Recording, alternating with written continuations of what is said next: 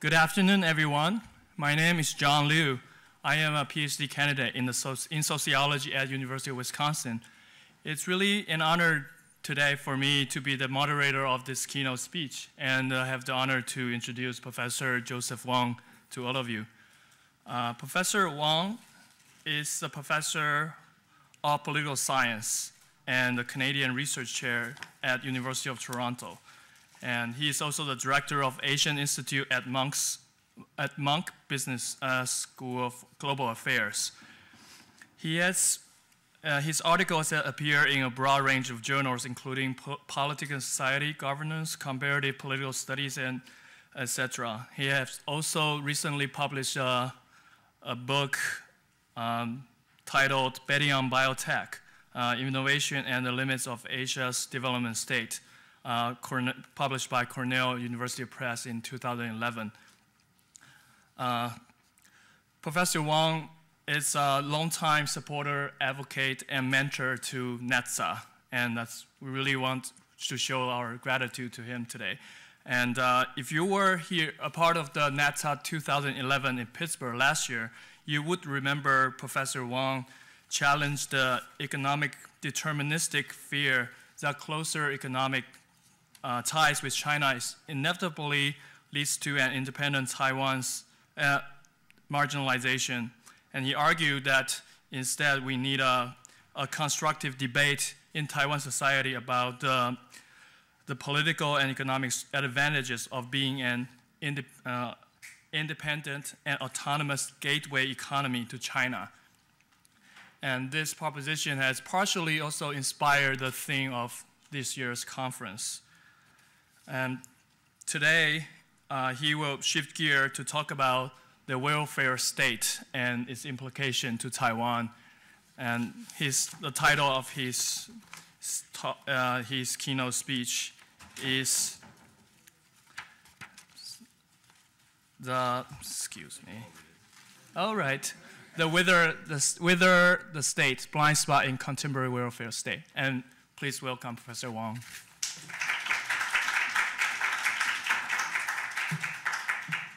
Thank you very much, John, for that very kind introduction.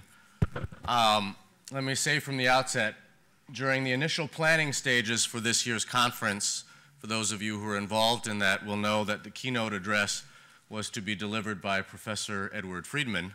And while he was my doctoral advisor and remains one of my dearest friends, I am not Professor Edward Friedman, so I apologize if you were expecting to see Ed, and I hope not to disappoint.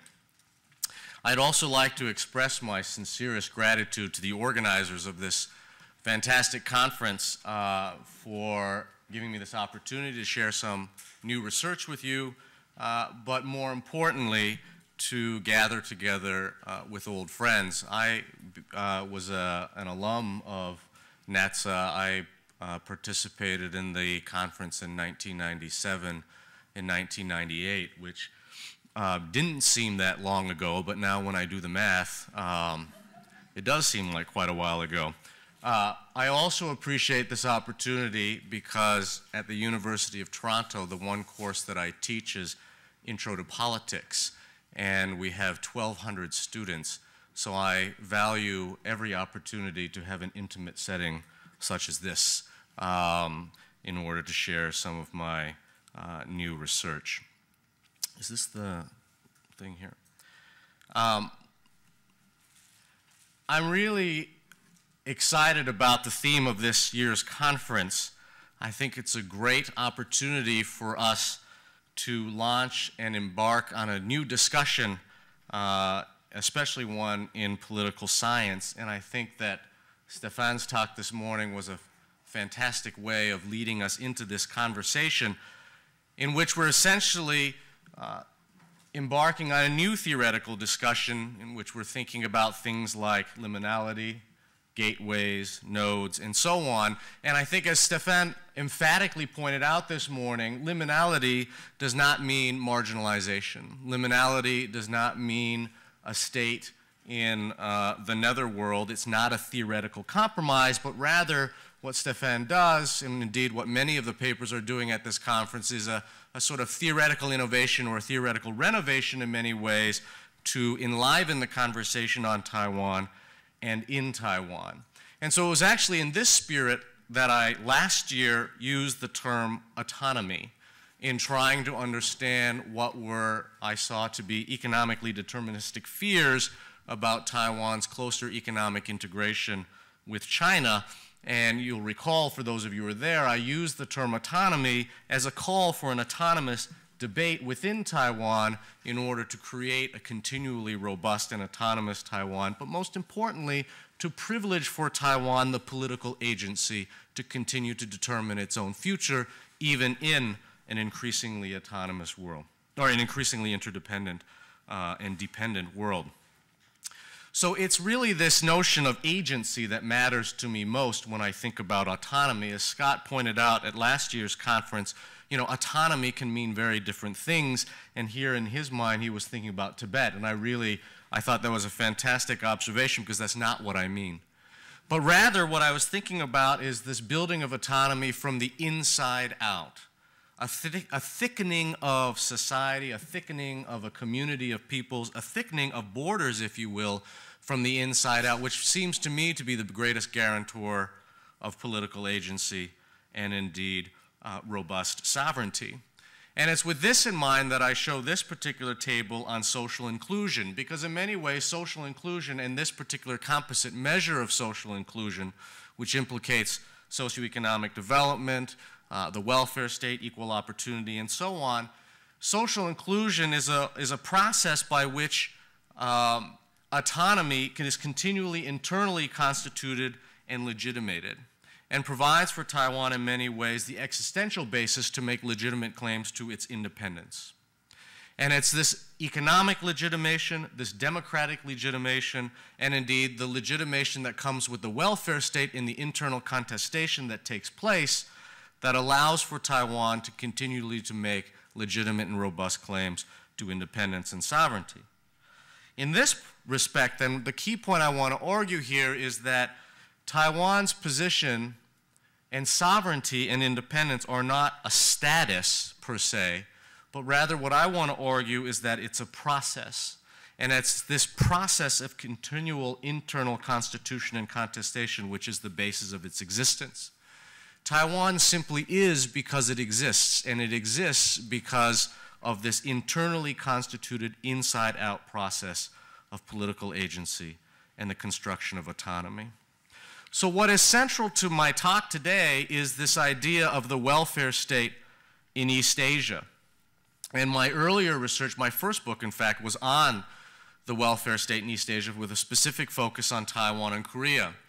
And the main argument in that book was that despite the forces of globalization and the prognostications of the death of the welfare state, what we in fact see in places like Taiwan and Korea is the deepening of the welfare state. And what I focused on in particular was the universalization of national health insurance, but we have seen since then many new social policy innovations, be it in terms of long-term care, be it in terms of national pensions, old age income security, and so on. In other words, then, the welfare state was a way of mediating the forces of global capitalism, which also then provided again for Taiwan what I call the existential basis for its claims to sovereignty and indeed the thickening of its borders. This process, notwithstanding, for instance, the rest of the world's refusal to acknowledge Taiwan in a juridical sense, has nonetheless gained places like Taiwan considerable admiration by the rest of the world, and in particular in the West. On one level, it strengthens or reclaims the Weberian claims of statehood, in the sense that we have states with the capacities to extract and redistribute resources within society, but has also gained tremendous admiration because in many ways the developments in Taiwan and Korea and other places in East Asia are in many ways a nice counterbalance to today's retrenchment trends, be it the labeling of President Obama as a socialist or the austerity programs in the European Union, and so on. Having said all of this, however, I want to today revisit the welfare state and propose a new research agenda, one that's frankly much more critical, one I think in many ways that reflects the many gaps in the first book that I wrote on the welfare state. And what I propose in this new research agenda is to re-examine the welfare state both in practice and in theory from the perspective of poverty, from the poorest of the poor. If my first book was about the 97% of Taiwanese who are now covered by the National Health Insurance Program, I'm interested in the 3% now that weren't, essentially looking at the poorest of the poor. Why would I want to do this? One, in many ways, by looking at the welfare state through the lens of poverty, we are subjecting the welfare state and the practice and theory of the welfare state to the ultimate stress test. This is the maximal redistribution that we could imagine in a welfare state apparatus. On another level, it forces us to overcome the bias of poverty as a separate category, to actually understand poverty as part of inequality, and therefore, if we consider that as part of inequality, we can consider that as part of mainstream political economic debates that are ongoing all around the world, including in Taiwan. Third, it's important to look at it through the welfare state through the lens of poverty because of increasing poverty in both the global north and the global south, including in Taiwan.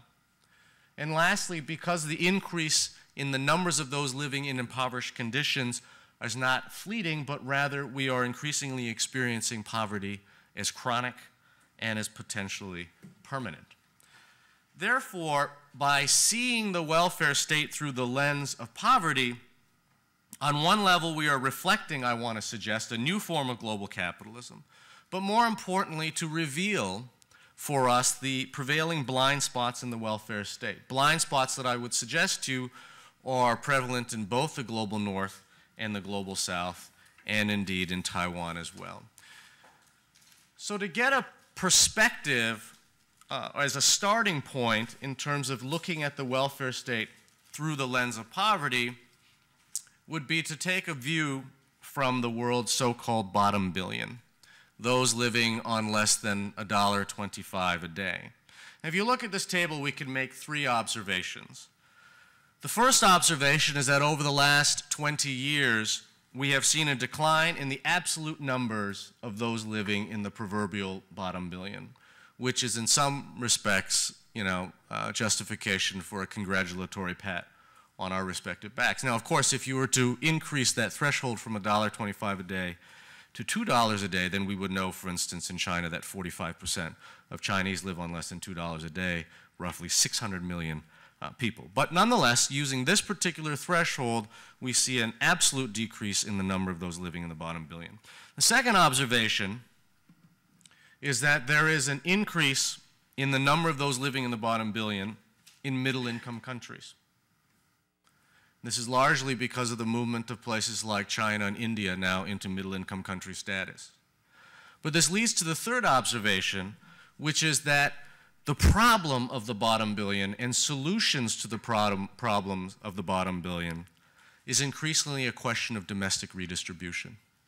It used to be in the late 1980s that we could say what was needed was aggregate economic growth. In other words, make poor countries less poor, and we would have less people living in impoverished conditions. What we're actually seeing now is that even as countries become richer, in fact, levels of inequality are rising, and therefore then, if we take seriously the problem of poverty, this is increasingly a question of domestic redistribution and not simply aggregate economic growth among the poorest countries in the world. In other words, then, the welfare state, I would argue, is more important now than ever before if one wants to subject it to the ultimate stress test of poverty. So this is by way of introduction of the larger themes that I want to talk about. Today, I'm going to engage in a much more far-ranging conversation than you might expect. I will talk about cases other than Taiwan. I will talk about cases from the global south, which does not include Taiwan. But I want to stress to you that everything I have to say reflects on Taiwan. That everything I have to say about other countries around the world, in many ways, reflect situations and problems in Taiwan. Probably less severe, but I would submit to you considerably more egregious considering how wealthy Taiwan is. The basic thesis of my talk today is that the welfare state, when seen through the lens of poverty, is increasingly challenged. And in the case of Taiwan, if it's increasingly challenged, it also increasingly challenges Taiwan's important claims to robust sovereignty. The first observation I want to make in terms of the welfare state is what I call invisibility as it relates to poverty. If you think about it, the welfare state as a set of institutions, as a set of state institutions, was essentially the ability or the capacity of the state to extract resources from within society and redistribute those resources to those most in need. In order for the state to do that, however, it must be able to see. Now, in many ways, the welfare state worked very well in the past because the welfare state emerges out of a 19th century form of industrial capitalism, where we see, for instance, formal employment, a formal labor market with the rise of the modern factory and the modern firm. We see considerably less labor market segmentation, and indeed we actually see greater levels of wage equality than we see now. And we also see a much more coherent working class, coherent in the sense that it's geographically fixed, coherent in the sociological sense in terms of a working class identity, and coherent in terms of a political mobilizational social force with respect to the construction of unions. And in many ways, this is the basis of the most enduring theory of the welfare state, power resources theory. But today, the conditions are different. In today's conditions, we live in a world of surplus labor. We live in the world of the informalization of work, where work is increasingly non-regular, where workers are increasingly migrant or non-fixed, where employment is increasingly flexible and precarious. If we think about work as informalized or informalization of work, then what I want to suggest to you is that we ought to think about it in terms of invisibility. If you look here in the global south, the majority of those who are able to work in the informal sector. In rich global northern countries, there is increasingly now work, empirical and theoretical, on the dualization of labor, insider-outsider dynamics. As we know, for instance, in Europe, 80% of new jobs that are being created, net new jobs that are being created, are in the informal sector. According to the OECD, more than 50% of all eligible workers in the world work in the informal sector. The consequences of the informalization of labor are not trivial. Informalization of work has led increasingly to socioeconomic marginalization. On one level, those engaged in the informal sector are invisible to the state in a legal sense. As we can see from this data here as well, not only is there a form of political invisibility, but also, as we can see here, we see low levels of economic productivity. And if one takes seriously the physical makeup of what a slum is, which is where increasingly I'm doing my research now, people are also, in this informal world, physically marginalized as well. So the point I'm trying to make here is that the informalization of work has also contributed to the marginalization of peoples, leading to increasing levels of inequality and increasing levels of poverty. This is not just a poor country problem. In South Korea, for instance, 40% of the working population are categorized as self-employed, which, if you didn't know, is also the same in Taiwan. And as we look at this data here, 40% of workers in Korea account but for 12% of reported income. Now, of course, there is considerable amounts of income underreporting, but even the most egregious estimations or estimates of income underreporting in no way balances this discrepancy between percentage of those workers in self-employed sectors and the amount of wages or reported income that they bring in. For instance, some work on the Japanese labor market has shown that for a typical Japanese worker over the course of a working life of the ages of 18 to 60, the informal worker earns on average 23% of a standard worker over one's lifetime. So the key point here is that informalization and the effects of informalization that I've just described in places like India, China, Brazil, and so on or in fact felt even in rich countries like Korea and indeed in Taiwan as well. When we want to think about it in terms of insider-outsider dynamics, we can see that the marginalization of those that are informal is not just about wages. In fact, if we look here, we can also see in the case of Korea that the informal outsider dynamic also affects levels of equality with respect to access to the welfare state. We see this most clearly in Korea. We know in the United States that life expectancy of someone living in Evanston is 10 years longer than someone living in the south side of Chicago, and we also know that health outcomes on the east coast of Taiwan vary drastically from those on the west coast of Taiwan. The key point I want to make here is that the informalization of work, which seems to be an irreversible trend, indeed a permanent trend, is not just simply increasing levels of inequality and poverty, but is also contributing to what I think of metaphorically as structural invisibility. This invisibility is not just metaphorical, however. It's invisibility in the fiscal sense. It's about political invisibility. It's about administrative invisibility. If you consider that there are 300 million peasants in India without IDs, right? It's about physical invisibility if one considers what life conditions are like in slums. Invisibility is absolutely critical if we want to think about the future of the welfare state.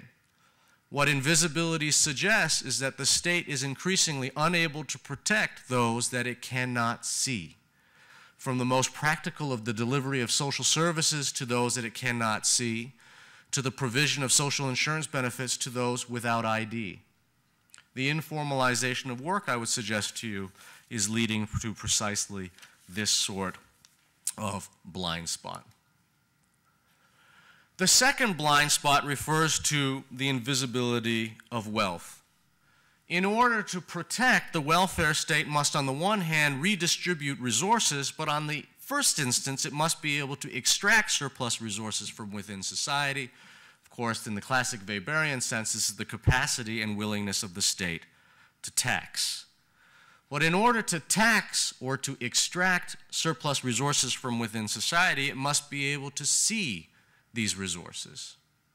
It must make these resources visible. If one looks here, for instance, this is drawn from a recent study in China, you can see the gap between the official reported income, which is visible, and the estimated actual income, which is based on household spending survey data, which is invisible. If you look at the bottom 10%, you can actually see the gap between official reported and estimated actual is quite small. If you look at the top 10%, the gap between the reported income and the estimated actual is quite large, by an order of 3 times. If you look at the distance between the bottom 10% and the top 10% in official reported income, which is what the Chinese government uses, it's a magnitude of 9 times. If you look at the distance in terms of estimated actual, the level of inequality with respect to unofficial, unreported, invisible income or gray income is in the order of 20 times. This problem of gray income, potentially extractable resources, is not just a third world problem. It's not just a developing world problem. It is everywhere, it is ubiquitous, and it is significant. If you look here, in the case of China, for instance, it is estimated that the value of gray income in China is equal to 25% of national product, or $1.5 trillion that is invisible to the state. 13% in Korea, or $130 billion of potentially extractable resources that is invisible to the state. This is also a problem, if you didn't know, in Taiwan. Gray income in Taiwan, part of it is being driven by the illegalities of hidden and invisible income. But as we also know, over the conversations right now regarding fiscal and tax reform, it's also about hidden income, or loopholes that allow for incomes to be invisible to the state. One way of looking at this, or one indicator of this, is the tax base. In Taiwan, as I've already suggested to you, not only is there a higher proliferation of gray income, but you can also see here the tax base in Taiwan due to, for instance, tax loopholes regarding capital gains, regarding real estate transactions, and so on. The rich effectively don't pay many taxes. The VAT system is inherently regressive, and as you can see here, the tax burden in Taiwan is anomalously low. So when you're looking at comparative data, Taiwan also demonstrates the low fiscal capacity of the welfare state to extract resources from within society to redistribute. What are the consequences of this in terms of the invisible wealth? As I've already suggested to you, one is that these surplus resources that could be available to the state or extractable by the state to be redistributed, these available resources are invisible and therefore undermine the extractive capacity of the welfare state. But the proliferation of this invisible wealth has also contributed to a new kind of inequality. A new kind of inequality that is not simply based on inequality of wages, which is what the classic welfare state was about, but rather contributing to a new kind of inequality marked by inequalities in the level of wealth. So if one looks, for instance, and here I'm drawing on some of the work by Bob Frank, an economist at Cornell, in which he says, look, basically what we see is, the bottom of this is in the United States, low-income earners they're not bottoming out, but rather the source of inequality is the top 1%, as we all know, which is really flying high. And one of the consequences of this is what Bob refers to as an expenditure cascade. Essentially, high-level income earners, for whom a lot of this wealth is actually hidden, are able to consume more. And what that then means is it pulls the market price of goods and, in some instances, necessities like housing, pulls the price up. So that you have the very wealthy able to buy $2 million homes, which of course is a marginal cost to them, but it forces the next 1% to go up and the next 1% to go up. And what that then means is it puts a much larger squeeze on middle class and indeed lower income earners. So the percentage that American households now are spending on housing is considerably higher than it was 40 years ago. The same can be said in Taiwan. We know one of the inflationary pressures of the housing market in Taiwan is the pulling or the upward expenditure cascade that we see as a result of the inequalities of wealth. So the key point here is that not only does the invisibility of wealth undermine the state's capacity to extract and redistribute, it's also creating a new source of inequality that the welfare state in its original conception is increasingly unable or incapable of handling. That's my second observation. Final observation is what I call our final source of a blind spot or invisibility is the invisible end user. The prevailing approach, I think, in many ways in terms of the theory of the welfare state tends to focus on the supply side.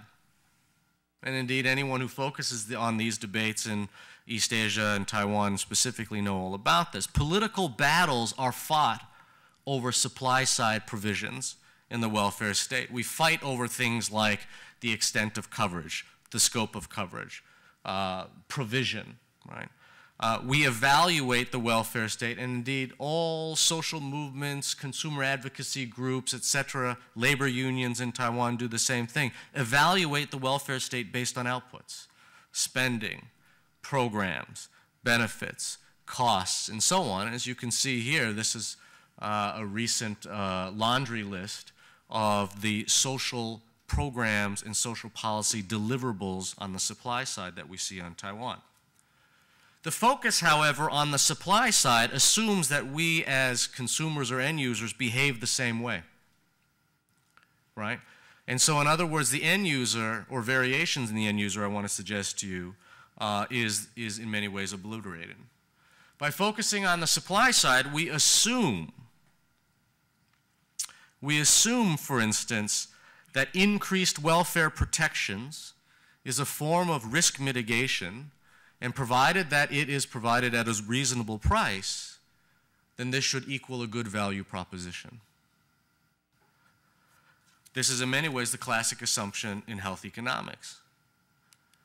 This, however, and over the past 2 years I've set up research sites now in India, South Africa, China, and hope to as well in Taiwan.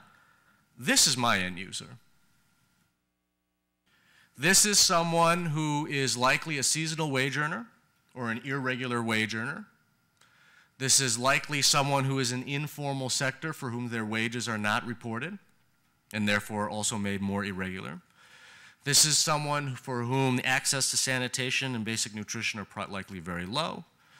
And this is someone for whom there is a high probability that they have no identification.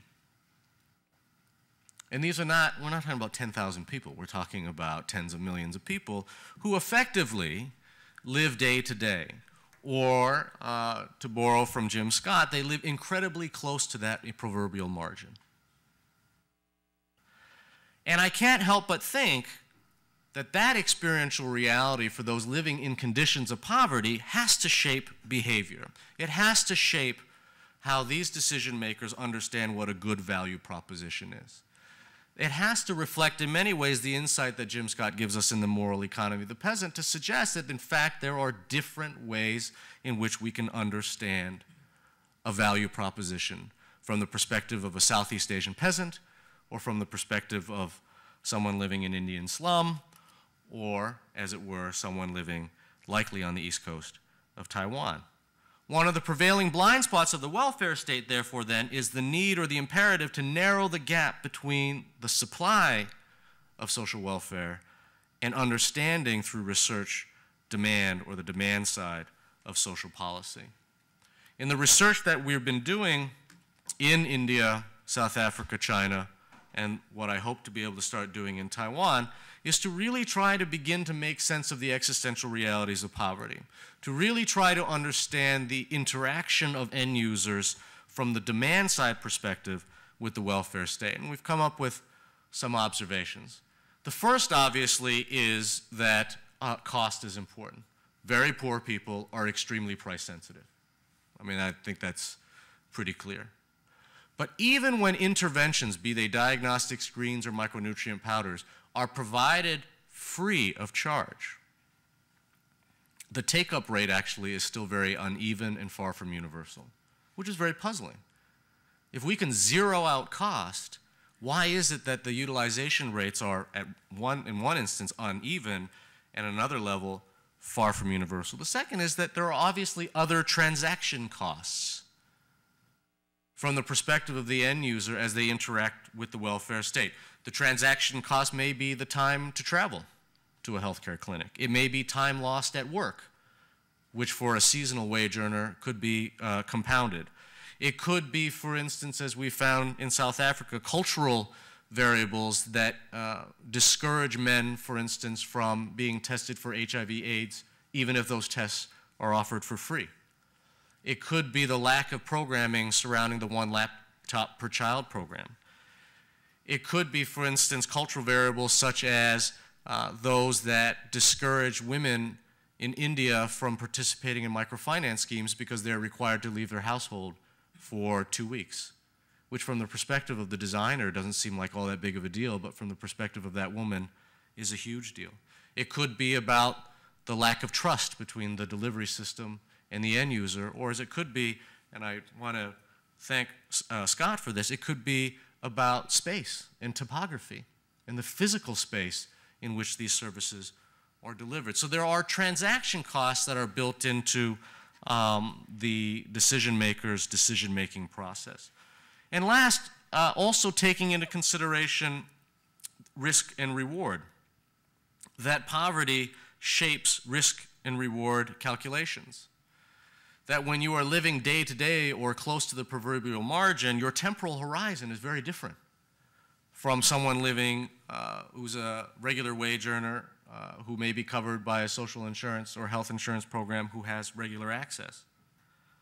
We know, for instance, that in some of the research that's being done now by health policy researchers in Taiwan, that it's not a question of physical access for those living on the east coast of Taiwan with respect to health care, but it's the timing in which they enter into the healthcare system that is largely responsible for disparities in health outcomes.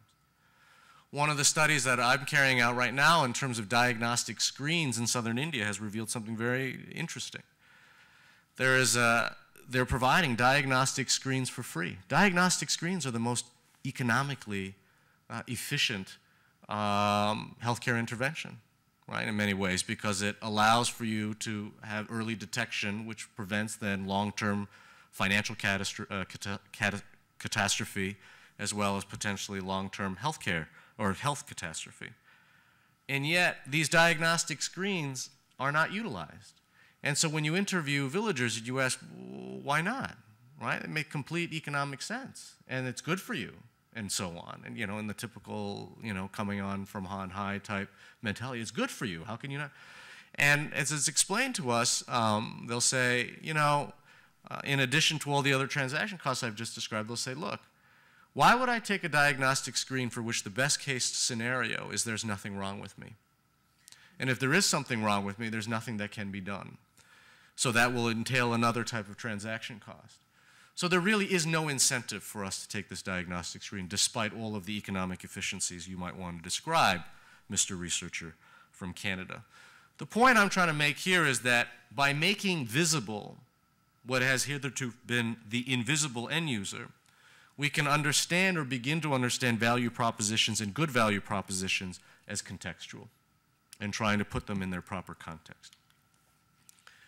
So what does all of this mean for Taiwan? And this is the last slide. I want to suggest to you, in fact, that there are three principal stakes for Taiwan in this conversation. The first stake is analytical.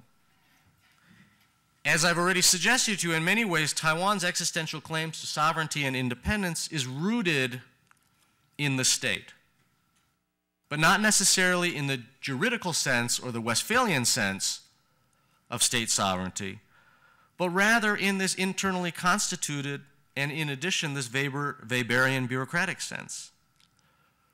In other words, and this is the metaphor I want to suggest, is to think of the state and the robustness of the welfare state as friction.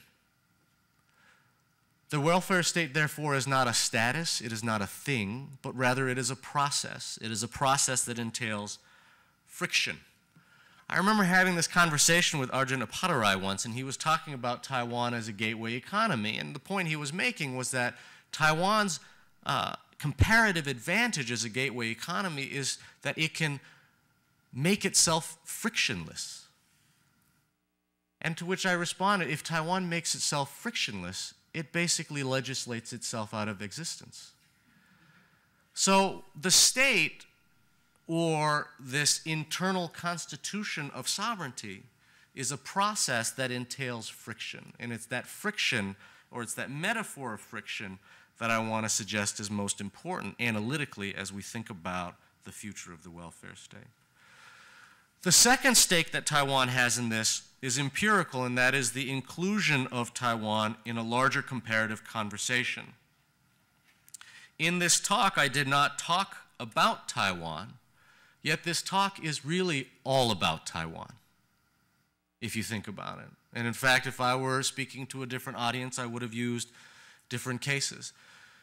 I talked about blind spots in the welfare state today to illuminate Taiwan, to suggest on one level that Taiwan has a lot to learn from the experiences of the global south, as it pretends to learn from the experiences of the global north, but to also include Taiwan in a larger comparative conversation.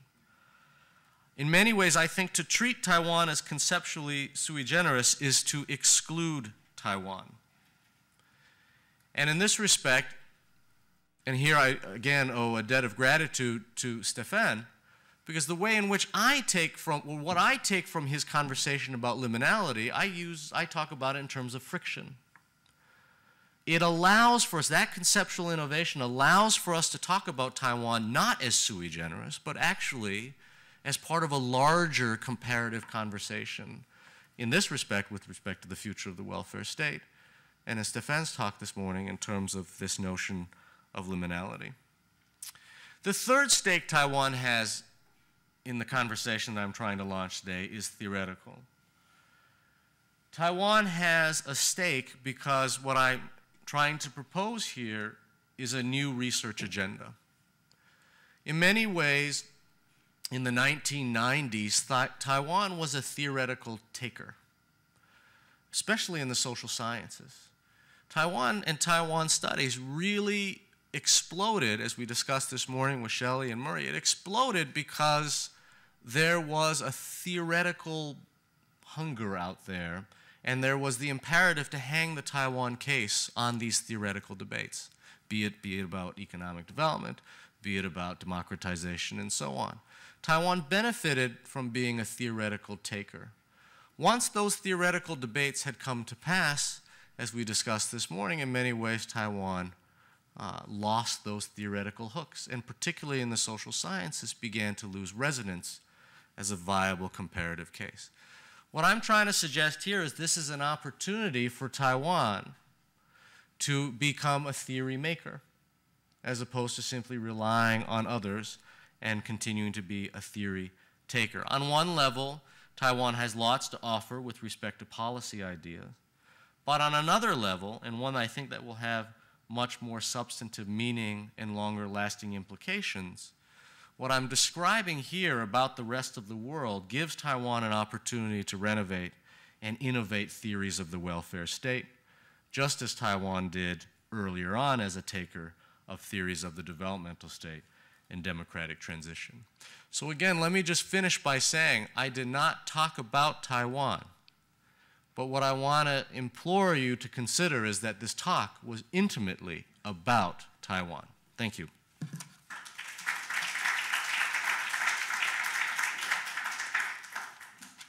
Where do I go here?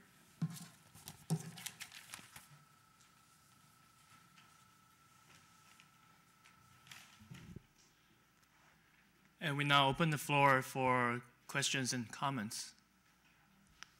Please.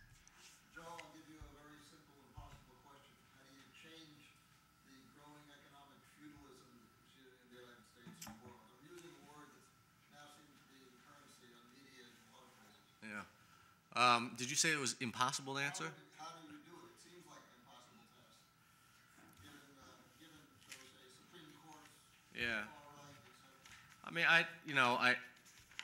I mean, this is a new research agenda. That's always one nice way of getting out of answering anything. I think in some ways what I'm trying to do here is provide a little bit of the diagnosis in terms of how I see some of the prevailing challenges. And I included the United States in this conversation because I wanted to make clear that this was not just simply a conversation about the poorest countries in the world, but rather even the richest countries in the world illuminate some of the very dynamics that are being experienced elsewhere.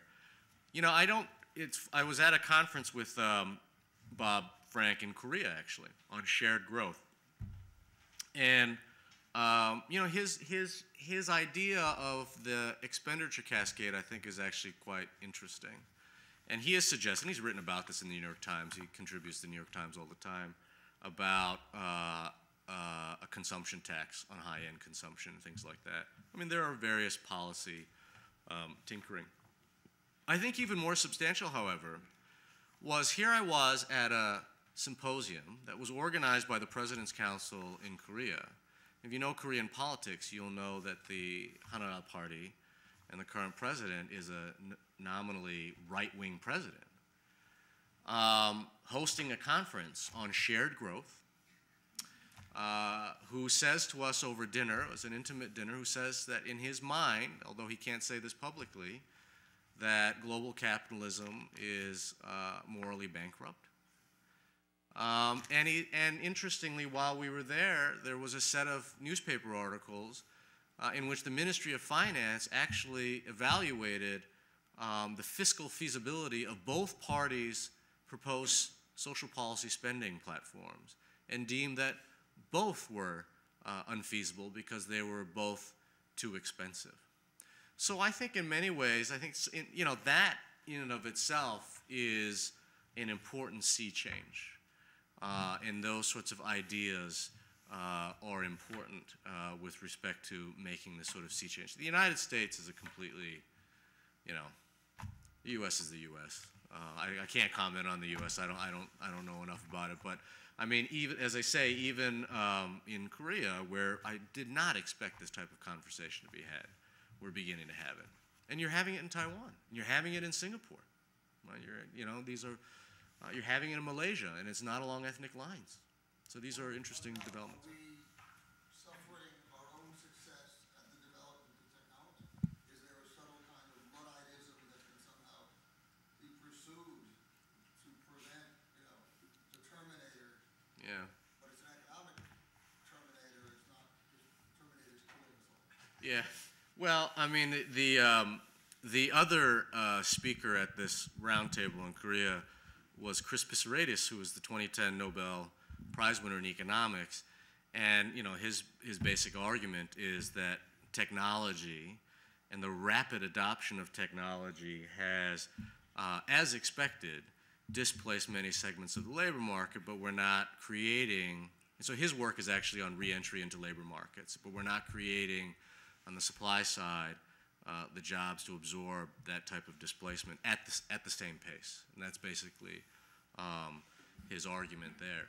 My view, and what I'm trying to argue here, I'm working with a bunch of, as part of this project, I'm working with engineers and medicine faculty, and we're really trying to understand the distributive consequences of innovation and are trying to understand how we can think about technology, process innovations, et cetera, as ways that are not only cost reduction measures, but also trying to understand appropriateness of technology with respect to the end user. So that, the distributive consequences of these sorts of innovations are much more attended to. But that's more of a policy-oriented conversation, which this really wasn't intended to be. Professor Simon? John, thank you for this. I really enjoyed the talk, especially because as you were going through it, you were using a lot of the vocabulary of James Scott. And in many ways, you were a mirror image of James Scott. And I was wondering if you've read it and you cited him. And I'm really thinking about the question of legibility, Yeah. the visibility of people, as he talked about in Seeing like a state. Yeah. And then thinking about all of these people who have learned the art of not being governed, Yeah. which was his later book. Yeah. And so I'm just wondering about all these people in the informal economy, because you talk about informalization, and that ization makes it seem as if the norm would have been formal, Right. and that they've gone into the informal economy. And how do we know if that's what's going on? Or if what's going on instead is that people are reclaiming their freedom and resisting at everyday arts of resistance, Yeah. trying to become informal. Right. In which case it's something that people celebrate, which I often hear in Taiwan from people who don't pay taxes and Yeah. don't want to. So Yeah. how do we really know things are going on?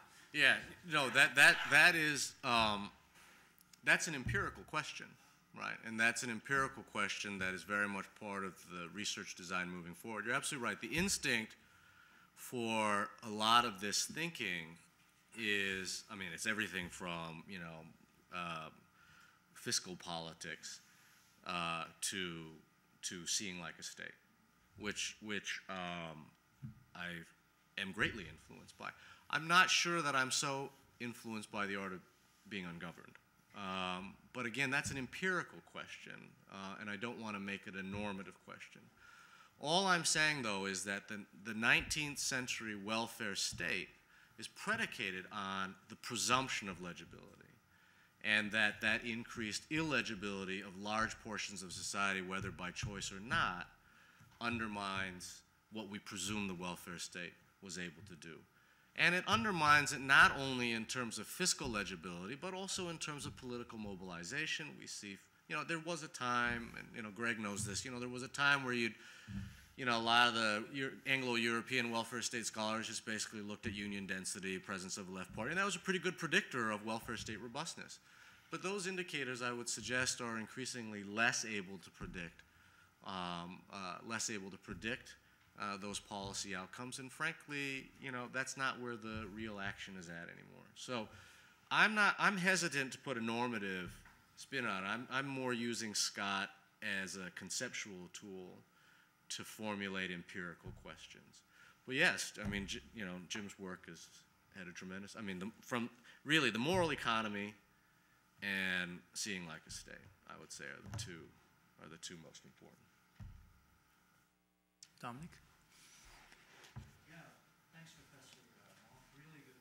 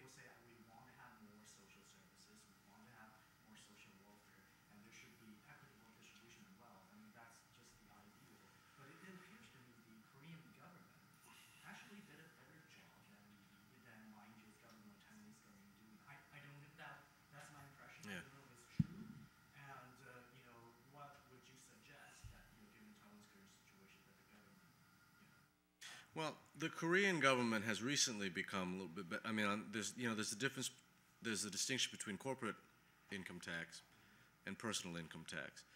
And on personal income tax, Korea suffers from the same problems that we see in Taiwan. And I mean, one of the best examples of this is in its social insurance programs, because essentially the social insurance programs in Korea, not unlike in Taiwan, is effectively the premium is effectively a payroll tax. And there's this continual underreporting of income. I mean, I'm telling you a story about Korea, but I'm really telling you the story about Taiwan.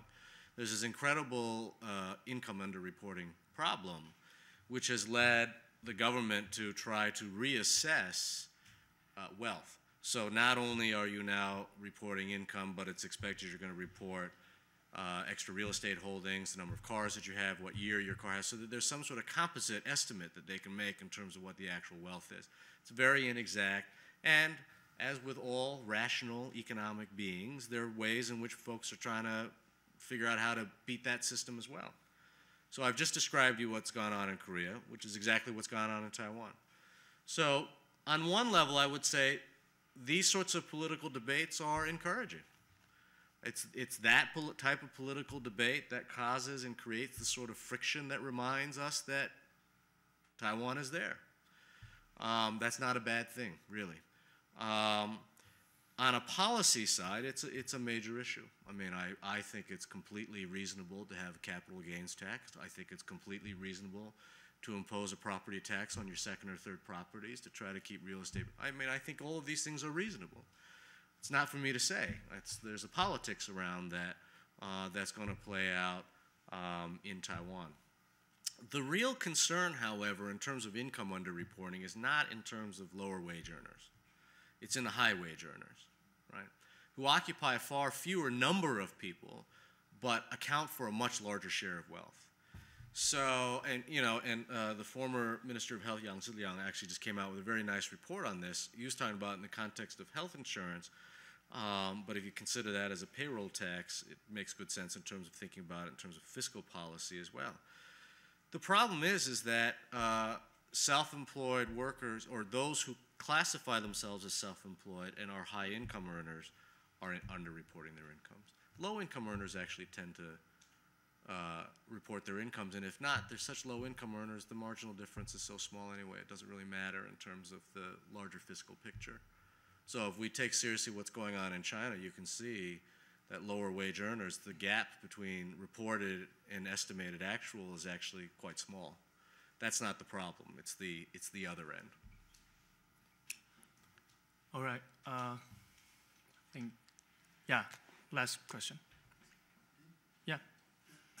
In terms of the usability, do you consider to use a micromanage the idea of the infrastructure power and to compare Taiwan state infrastructure power and Korea's infrastructure power? And because there's not only the usability remind me of the Korean idea, but also there's a very important idea that Dennis later used in the article of the infrastructure power. And they're very important. And you mentioned the power, the capacity of taxing the students. You distinguish the kind of difference make Taiwan as different from South Korea in terms of infrastructure power. I see that's a kind of an important kind of conjunction to the You're at Chicago, right? Yeah. Dan Slater, yeah, so that's right, of course. Dan Slater and I are working on some stuff completely unrelated.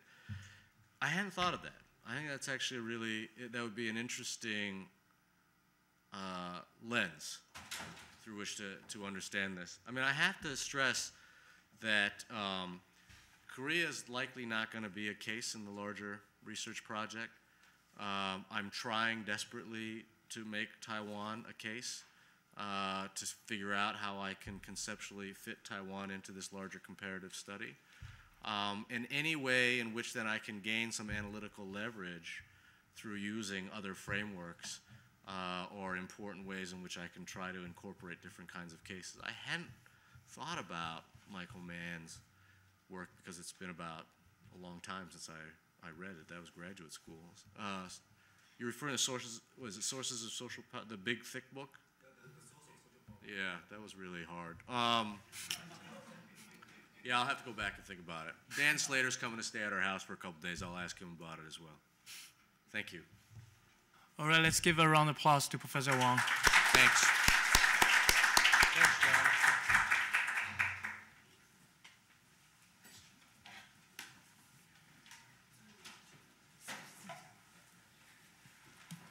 Hi, hey, please don't leave. Wait a minute. Sorry. Before we have one more brief, we need to borrow like 25 minutes from you because it's a sort of some administrative session. We have some administrative affairs to conduct during the annual conference. So what I'm going to do in the next like 20 minutes is to make a brief report on what we have done this year, and to elect our next president, and also to, because we have many sponsors help us financially, so we would, one of the sponsors, the president of the Taiwanese Association of America is here, and I would like to have him talk a little bit about his organization.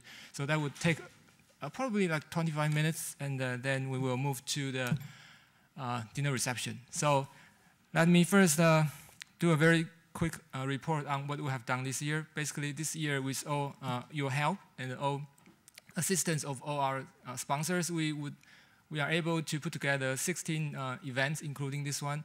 And we have like around 50 presenters. 20 of them are faculty level presenters, and that's a very higher number than usual.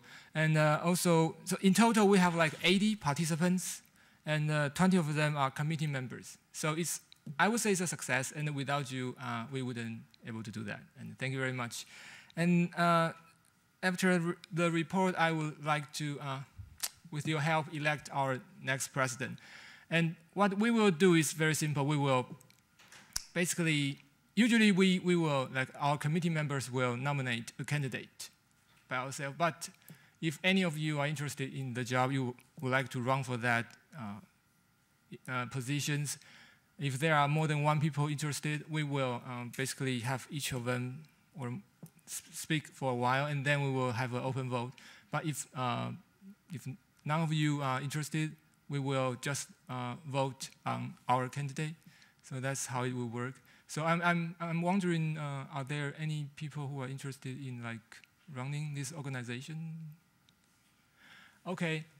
Maybe I should first introduce our candidate. I mean, our candidate is Laura Johan Wen. She's a PhD student in East Asia language in the University of Wisconsin Madison. And could you stand up and let everybody be able to see you? Hi, I'm Laura, and I'm currently a graduate student in East Asian Languages and Literature at UW Madison.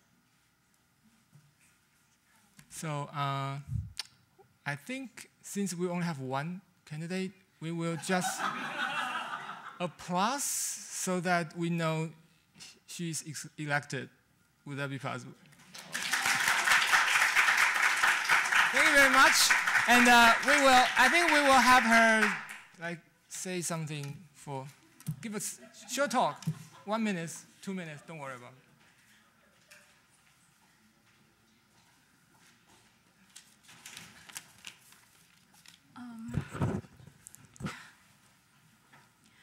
Hi, everyone. I'm honored to be elected as president of NASTA NATSA for the following year. I agree to take this position because I believe that Taiwan studies matters and it should not be confined within Taiwan. The Taiwan study should not be confined within Taiwan, but we should encourage more dialogues among various disciplines outside of Taiwan. And after our discussion, we have two missions for the following year. First, NASA is currently facing the challenge of getting stable funding. So for next year, one of our mission is to make connections with organizations that are willing to financially supporting us. And the second, different from the past, we are honored that there are a lot more academic faculty members joining our conference this year, which sparkles a lot of interesting intellectual discussions. We certainly would like to stay in this direction and increase the involvement of faculty members in our events next year. And running NASA requires incredible commitment. By this, I do not just mean myself, but also all of our friends that contribute their time for the conference, for our annual events. Running NASA is especially challenging when there is not sufficient financial support.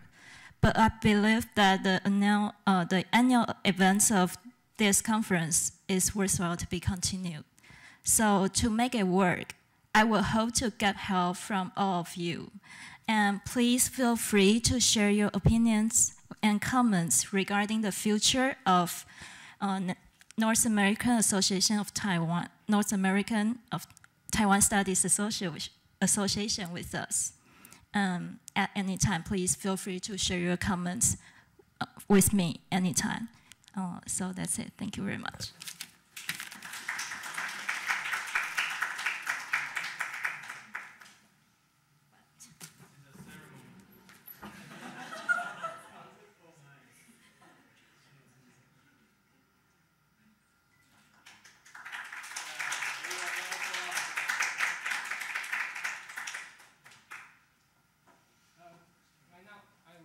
To invite the President Xi of the Taiwanese Association of America to introduce his organization, what they do.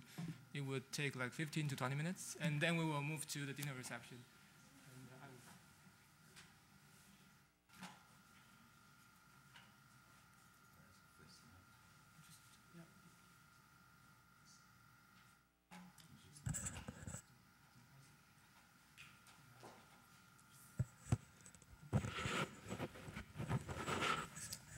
This one too. Okay. Switch. Go back. Go back. Yeah. And forward this side. Good afternoon, ladies and gentlemen.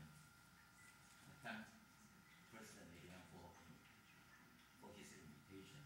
I will be here briefly report to you or introduce to you some Chinese American organization in this country.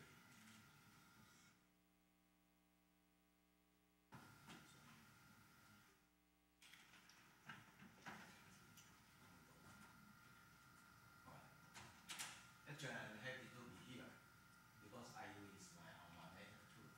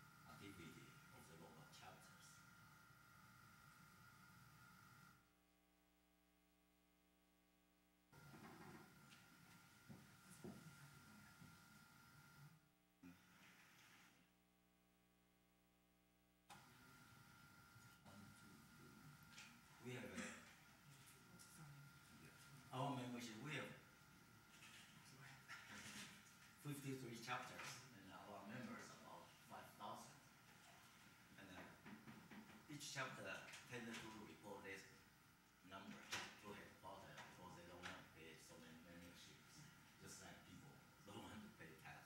So actually we have about 5,000 paid members. Yeah. And in the summer, usually we have summer conference, like next month, we have June 28th, July 1st, we have East Coast Summer Conference in Connecticut, and the South Conference in Dallas, Midwest in Chicago. It's just meeting like this, but we have more people. And we started this thing about 30, 40 years ago. As a beginning, during the Black East era, most of people couldn't go back to Taiwan, so we had a lot of people came to the summer conference. Then in the 80s, at Cornell University, for several years, we had about 3,000 participants. And even once in the Midwest at Denison University, we have about 1,100 participants. At the time, lots of political discussions, softball, tennis, golf, all the activities. Next, please. At the beginning of the association, it was the pre-digital era. So we use an organization to pass on the message. During the time, the major incident, like social incident, we all report connect to all chapters by telephone. People know social incident is brought by government to round up the opposition. And also, children's incidents. Personally, I didn't know him, but when he was here, I was in Taiwan too. The difference was he's still holding, still held our passport. I used USA passport, so I didn't have to go through the Taiwan license from them. I don't need a 出签证 from 警备总部. So actually, at the same week, we were also in Taiwan, but I never met him. And he was a victim of the embassy fire. Very big news in America on the Capitol here. Next, please. And some malfunctions, donations. For the August 8th for us, three major organizations, TAA, FAA, NASTA, I come to those organizations. We collected $300,000 and wired it to the 5,000 counties in Taiwan. And the last year, Japanese earthquake, we donated 70,000.